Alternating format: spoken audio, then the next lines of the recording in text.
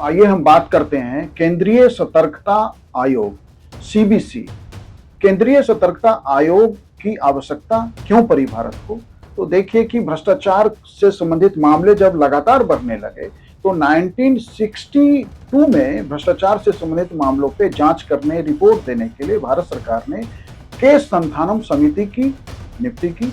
संथानम समिति की सिफारिश पर 1964 में जो है भ्रष्टाचार से के मामलों को प्रभावी ढंग से निपटाने के लिए, प्रभावी ढंग से उसका हल कर निकालने के लिए, रिश्वतखोरी भ्रष्टाचार के लिए जो है मुख्य सतर्कता आयोग की स्थापना की गई। इस आयोग में एक मुख्य सतर्कता आयुक्त होते हैं और 2 सदस्य होते हैं जिनका जो है नियुक्ति भारत का राष्ट्रपति करते हैं।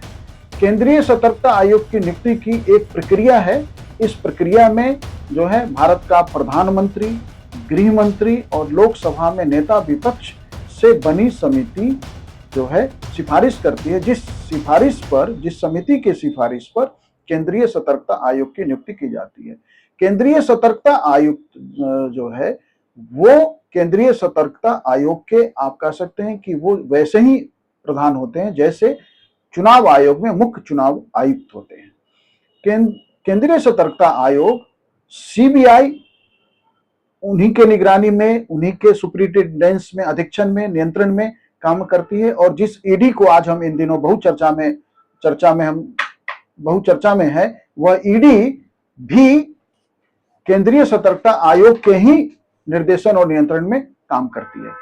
केंद्रीय सतर्कता आयोग जो है के साथ जो सबसे बड़ी सीमा है कि यह मुख्य रूप से सलाहकार क्षमता में है। इसीलिए सुपरिटेंडेंस के बाद, कंट्रोल के बाद भी सीबीआई के ऊपर नियंत्रण पूरी तरह नहीं इसका हो पाया। दूसरा कि ये केवल भारत सरकार से संबंधित मामलों तक इसका दायरा है।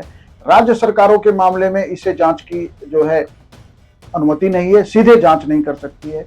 दूसरा, यह जांच करने के लिए या सीबीआई या दूसरी जांच एजेंसियों पर निर्भर करती है।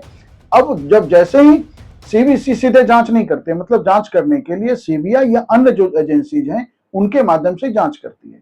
कि जैसे हम देख रहे हैं कि इन दिनों इन्फोर्समेंट डायरेक्ट ईडी बहुत चर्चा में है। तो जो ईडी है वो बेसिकली इसी केंद्रीय सतर्कता आयोग के नियंत्रण में काम करती है। और जो इकोनॉमिक फ्रॉड है, जो आर्थिक अपराध हैं, उसको लेके ईडी के कार्रवाई से जो है भारत में ईडी काफी चर्चा में है और ईडी लोग जो है करते हैं।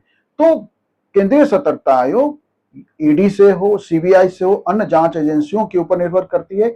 यदि वो एजेंसी दक्षता में काम करती है, सहयोग के साथ काम करती है, तो ये सीबीसी रिजल्ट दे पाती है, अन्यथा जो है ये असफल हो जाती है।